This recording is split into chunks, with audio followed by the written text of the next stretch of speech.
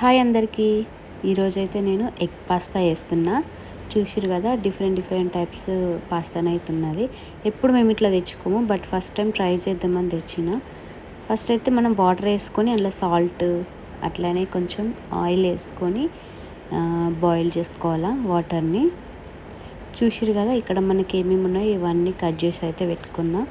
Onion, ఎల్లిపాయ, carrot, green peas, కొత్తిమీర, green chilli, tomatoes ఇవన్నీ రెడీ చేసుకున్నా. వాటర్ అయితే మనకి బాయిల్ కావాలి మంచిగా. చూస్తున్నారు కదా, ఇట్లానైతే బాయిల్ కావాలా. ఇట్లా మంచిగా బాయిల్ అయిన తర్వాత మనం పాస్తా అనేది ఇందులో వేసేసుకోవాలి. వేసుకొని వీటిని మంచిగా మెత్తగా ఉడకబెట్టుకోవాలి. మేమైతే ఎప్పుడు అందులో రింగుల పాస్తా ఉంది కదా, అదే వండుకుంటాం. కాకపోతే ఇవి బయటకు వెళ్ళినప్పుడు రామేజ్లో దొరికాయి. చూద్దాం, ఒకసారి ట్రై చేద్దామని తెచ్చినాం. ఒక 5-6 టైప్స్ అయితే ఉన్నాయి దీంట్లో. మంచిగా అనిపించింది. చూసిర్రు కదా, ఇట్లా మనకి సాఫ్ట్గా అంటే మెత్తగా ఉడికిపోవాలి. మరీ గట్టిగా ఉంటే అది తినడానికి అంత మంచిగా ఉండదు. ఇట్లా అయిన తర్వాత మనం వాటర్ నుంచి సపరేట్ చేసుకోవాలి ఒక బౌల్లోకి.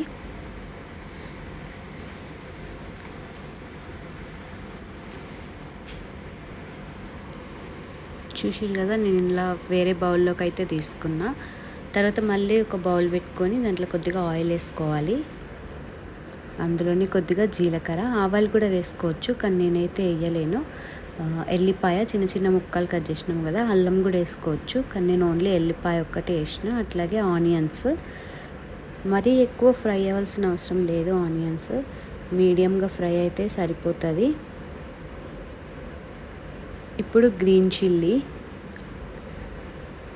చిల్లీ అట్లనే కరివేపాకు వేసుకొని ఫ్రై చేసుకోవాలి. కరివేపాకు మాకైతే ఇంటికాడనైతే మస్తు దొరుకుతుంది, కానీ ఇక్కడ దాస పెట్టుకోవాలి తెచ్చుకొని. ఇంటికాడంతా ఫ్రెష్గా అంత మంచిగా ఉండదు, కానీ అడ్జస్ట్ చేసుకోవాలి. అట్లనే క్యారెట్, గ్రీన్ పీస్ వేసుకొని ఫ్రై చేసుకోవాలి. అవి కూడా. మీరు ఎప్పుడైనా పాస్తా తిన్నారా? ఫస్ట్ టైం మీరు తిన్నప్పుడు మీ ఫీలింగ్ ఏంటిది అనేది కింద కామెంట్ చేయండి.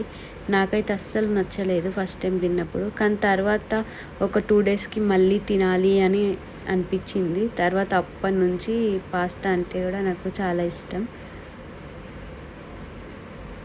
అట్లనే పసుపు కొంచెం ఫ్రై చేసుకున్న తర్వాత పసుపు, కొంచెం ధనియాల పొడి, సాల్ట్ కూడా వేసుకోవాలి, అది వీడియో మిస్ అయింది. అట్లనే కొంచెం కారపొడి వేసుకొని మిక్స్ చేసుకున్న తర్వాత టమాటోస్ అయితే వేసుకోవాలి. వేసుకొని మనం వాటిని టమాటాలు ఉడికేదాకా మూత పెట్టుకుంటూ తీసుకుంటూ మగ్గించుకోవాలా. పెళ్ళైన కొత్తలో మా అత్తమ్మ వాళ్ళు చేసిర్రు. నాకు అస్సలు తినాలనిపించలేదు, కానీ అది వెరైటీగా అనిపించారు. తర్వాత తినాలనిపించింది, తిన్నా. అప్పటి నుండి ఎప్పుడు తినాలనిపించినా వేసుకొని తింటా, మంచిగా తింటా. ఇది కూడా నాకు ఒక ఫేవరెట్ అయిపోయింది.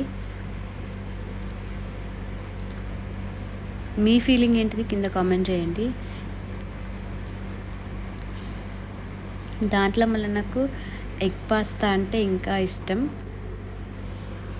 నార్మల్ దానికన్నా ఎగ్ పాస్తా బాగుంటుంది.